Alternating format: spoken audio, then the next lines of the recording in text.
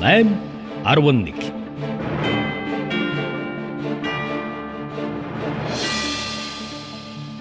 8.11 тоомчийн хөтөлбөрөөр цэвэр усны нөөц, хэрэглээ, хамгаалалт сэдвээр бэлтгэлээ. Олон улсын судлаачид 2025-аас 2035 онд дэлхийн усны хямралд орно. Үүний улмаас 2 тэрбум гаруй хүн нас барна гэсэн урьдчилсан тооцоо гаргажээ. Гүний усны нөөцөө хадгалах, хамгаалах асуудал аливаа улсын төрийн бодлогын цөмд байх учиртай. Хамгийн сүүлдлэгэхэд Энтхийн 6 дахь том хот Ундны усгүй болсон. 4.6 сая хүн амтай Чинай хотод хур бороо орохгүй бол хот суурнэ гэж эрдэмтэд таамаглаж байна. Харин бид одооноос гүний усаа хайрлж хэрэглээгээ хумихгүй бол энэ хотын араас ороход ойрхон болжээ. Гүний усыг өнгөрсөн 10-20 жилийн хугацаанд замбраагүй хэрэглэсээр ирсэн. Одоо ч хэрэглэж байгаа нэг газар бол автомашин угаалгын газар. Иргэд та бидний замбраагүй задгаа хэрэглээ. Иймээс бид цэвэр усны нөөц, хэрэглээ, хамгаалалт сэдвээр энэ удаагийн нэвтрүүлгээ бэлтгэлээ. Манай улс Ундны цэвэр усны нөөц багтаа орно. Усыг зүй зохистой хэрэглэж хөвшээгүй, үнэлэх, хайрлан гамнах, хамгаалах талаар доголдолтой орны тоонд ордог. Гүний цэнгэг усаар машин угааж, суул туурай цэвэр усаар зайлдаг орон манайхаас өөр байхгүй гэж хэлэхэд хэлсдэхгүй болов. Жишээ дурдъя. Сонгон найрхан дүүрэгт үйл ажиллагаа явуулдаг AC автоугаалгын газар хоногт 1-2 тонн гүний цэвэр усаар автомашин угаадаг. Үүний төлбөрт 1 сард 150-аас 250 мянган төгрөг төлдөг. Үйл ажиллагаа явуулаад 4 жил болж угааж нэг ч удаа саарл ус ашиглаж үзээгүй байна. Хууль дүрмийн дагуу бид нар бол стандартыг мөрдөх ёстой. Ус дахин цэвэршүүлэх юу бол зөв л дөө. Бид нар цэвэр усаар бас машин угаах бас боломжгүй шүү дээ. Ирээдүйдээ хойш үедээс дахин цэвэршүүлэх нэг тооны төхөөрөмж нь бас биднэрт бас арай хүндтэй байна л тас 10-20 сая төгрөгийн үнэтэй. Тэрийг аваад тавьчих биднэрт бас чадал гэр хорооллын автоугаалууд бол бүр боломж муутай үзэж байгаа. Цэвэр усаар ингээд угаахаар бас болохгүй гэж ярьж байна. Дахин цэвэршүүлэлтээр угаах гэхээр бас стандарт нийцэхгүй л юм байна. Нийцэхгүй байна яг. Одоо шинэ машин угаалгаж байгаа юм чинь бохор ус ингээд гараад ирэх чинь дургуусаад идэв байхгүй. Ийм усаар бид машин угаалгахаар хаа машин гэж зураа явчихна ингээд угаалахгүй. Тэгэхээр миний нөгөө 10 сая төгрөгийн авсан тохин төгрөг маань үр дүнгээ өгөхгүй болчихж байгаа байхгүй. Хоногтой нөгөө усаа шүүж амжихгүй. Амжидгүй мэлий би өөрөө бас зөндөө явж судлалаа л таас. Манайх ч одоо гэр оролт угаалгах чинь ерөөд бол гэр оролт чинь зам даас угаалгах зөндөө. Тэндрээс бас айл болох энэ яг дүрмийн дагуу л явж байгаа болохоор хоногтой нэг тонноос 2 тонн ус хэрэглэнэ бид нараас. Тэрийг бас нэг хоногтой шүүчих тийм бас юу хайж л явж байна. Яг 10 сая 20 сая 10 саяас бага нь болохоор бидний юунд хүрэхгүй байгаа байхгүй. AC автоугаалгын газрын эрхлэгч Болор ярьлаа. Угаалгын газрууд бохирдуулсан усаа шүүгээд дахин боловсруулах технологи нэвтрүүлсэн цагт цэвэр усаа хэмнэх боломжтой. Гэвч өртөг өндөр гэдэг шалтгаанаар цэвэр усаа хайр гамгүй хэрэглэж боломгүй. Манай улсад дахин ашиглах цэвэрлсэн ус техникийн ерөнхий шаардлага MNS 6734-өөс 2000 гаруй 8 стандарт байгаа. Автоугаалгын газрууд үүнийг хэрэгжүүлэх нь үүрэг юм. Гэхдээ 10-аас 20 сая төгрөгөөр энэ технологиг худалдаж авах хэдэн газар байгаа болоо. Иймээс биднийг улсаас дэмжиж, нэгдсэн журмаар саарл ус боловсруулах технологиг нэвтрүүлэх хэрэгтэй. Харин бид эргэн төлөгдөх нөхцөлтэй бага хүүтэй зээлээр худалдан авах боломжгүй гэж топ автоугаалгын эрхлэгч ганц өх хэлж байна.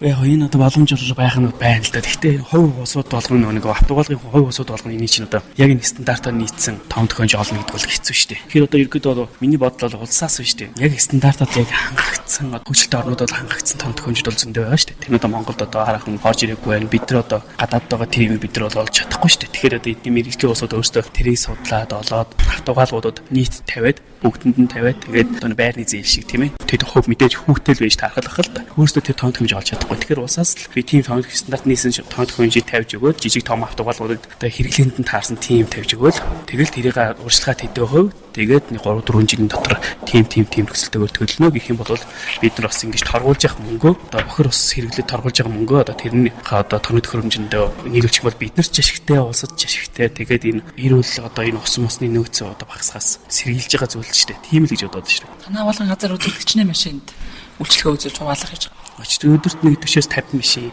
Тэгэхэд тонн өдөрт нэг 6-аас 8 тонн ус.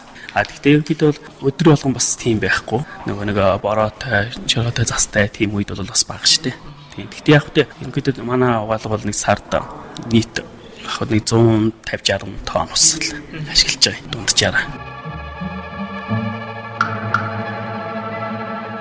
Автомашин угаадаг нэг газар өдөрт 1-8 тонн, сард 150-аас 160 тонн цэвэр ус хэрэглэж байна.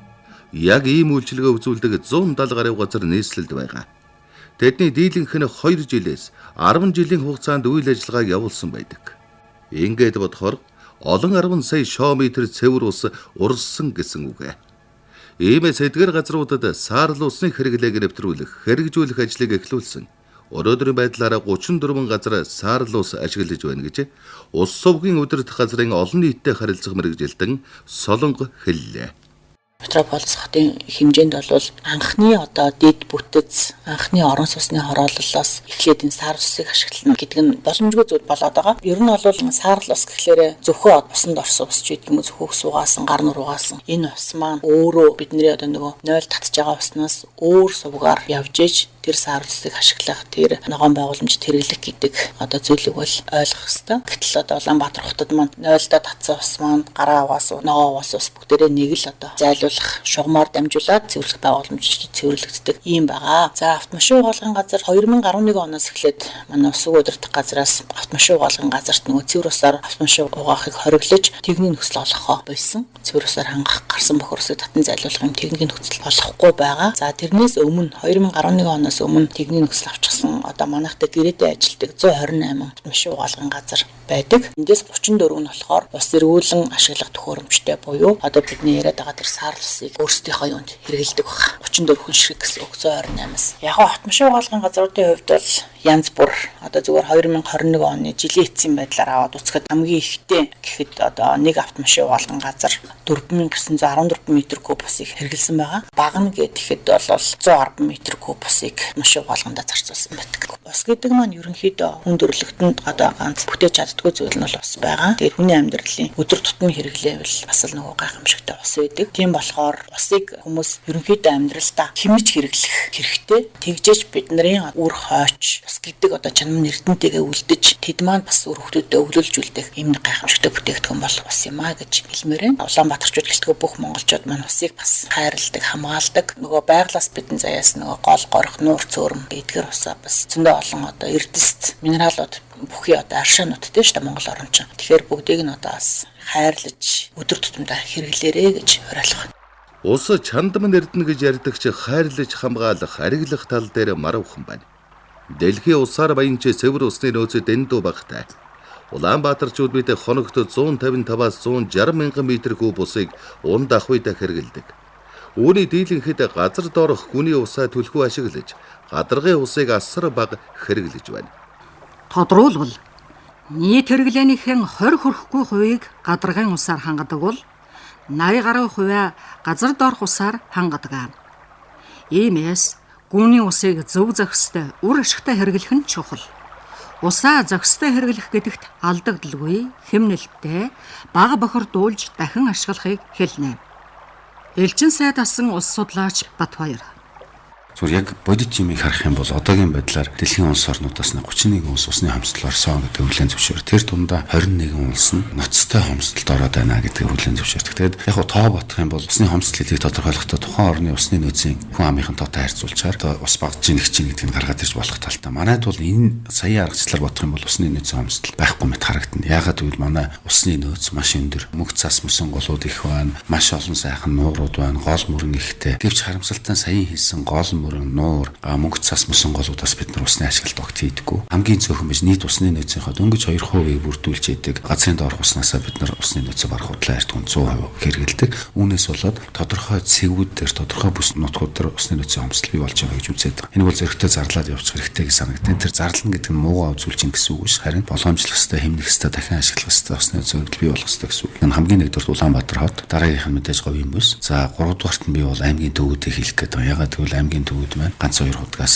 тэжээгддэг. Тэгээд тэр тэжээл маань өдөр тутам усны хэрэглээ нэмэгдээд байгаа учраас тэр хэмжээнд нөгөө газрын доорх ус маань нэмэгдэж чадахгүй учраас юм аюултай байна. Тэгэхээр ерөөсөө дэлхийд дахинд байж байгаа проблем эндээс гарах 3 үндсэн арга зам байгаа. Нэгдүгээр тэргээд ганцхан арга тэргээд биш энэ аж ахуйн нэгж байгууллага бүгдээрээ ерөөсөө хамаарах газар болгон дээр мөч болгон дээр усны хэмнэлтийг 1 литрч байсан 3 литрч байсан хэмнэх ёстой. Хоёрдугаарт нь тодорхой газрууд жишээлх юм бол гудамжны зүйлийг талбай услах байд юм уу эсвэл машин угаалгын газар эсвэл аршин үйлдвэр гэсэн энэ газрууд дээр бол усыг дахин ашиглах ийм систем шилжихээсээр аргагүй гэж үү. Усны нөөцийг нэмэгдүүлэх буюу энэ маань усны нөөцийг хөрвүүлэн цуглуулна гэдэг маань гол дээр 70 бомб бариад тэгээд урс эцсийн тохиргоо хийн гэж мэрэгчлүүгээр хэлдэг. Тэгэхээр үерийн боловсрол урсцаа ус үед нь хөрвүүлж аваад тэгээд гачиг үед нь голоо тэжээгээд голынхаа урс эцсийг тогтмол болгоо явуулчихна гэсэн үг. Энэ хөрвүүлэл маань том нуур үүсгэн гэсэн үг. Энэ нуур маань өөрөө давхар газрын доорх усаа тэжээгээд ингээд усны эргэлтийг хэвийн болгоод эхэлнэ. Тэрний дараа бид нар гадрын ус ашиглаад газрын доорх ус гэсэн энэ сайхан үнэтэй цэвэр сайшаа зөвхөн унтандаа ашиглаад бусад хэрэглээнд нь бол газрын доорх азрын ус ашиглаа явах хэрэгтэй. Сүүгээр хүн бол нэг ч одоо хором амьдарч чадахгүй. Тэгэхээр та иргэдэд хандаж бидний хийж чадах зохистой энгийн зүйл юу вэ? Ирхэн бүрийг гэр бүлдээ хэрвээ болдгоо хүүхдүүдэд суулгачаад усны тухай ярилцаасаа, ус хэрэглэх соёл, ус хэрэглэх заншлаа иргэн хараасаа тэр нь бүгдээр нэг усны тухай бодоосоо дахин бодоосоо өглөөрөө бодоосоо л гэж уриалмаар байна. Хэрвээ энэ усны тухай бодоод эхлэх юм бол аяндаа гарц шийдлүүд нь харагдаад эхэлнэ. Тэгээ усыг хэмнээд эхэлнэ. Хамгийн гол нь бол усыг хайрлаад эхэлнэ. Хүн аливаа нэг юмыг хайрлаад эхлэх юм бол тэрийг хэрхэн яаж аривжуулах вэ, нэмэгдүүлэх вэ гэдэг аргыг бол олдог болно.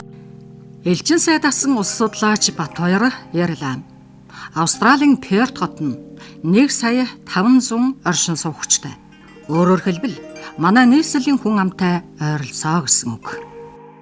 Энэ хотын иргэд нэг өдөрт 335 сая литр бохир ус гаргадаг бол үүнийхэн 99.97%-ийг цэвэрлэж дахин ашигладаг. Цэвэрлсэн усаа гол төлөв зүлэг ногоо услах, автомашин угаах, ариун цэврийн байгууламжид хэрэгэлдэг байна. Эндээс дүгнэхэд усны зах зээлийг хөгжүүлэх нь гүний усаа хамгаалах нэг арга зам байж мэдэх юм аа. Эхэд дэлхийн ус байгаль орчноо бидлэх хамгаалахгүй бол магад маргааш ч усгүй болж мэдэх юм. Гэхдээ үүнийг урьдчилан харж үйлдэлээ засах боломж хүн бүрт байгаа. Усаа хэмнэх, хамгаалах, зөв зөвхөстэй хэрэглэх дадлаас бидний оролцоо эхэлнэ.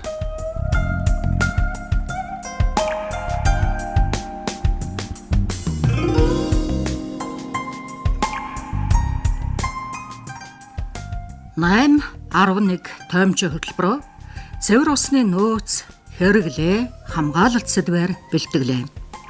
Сэтгүүлч Зол Заяа, найруулагч Баясгалан, нэвтрүүлэгч Сайн Тод Цэвэлман.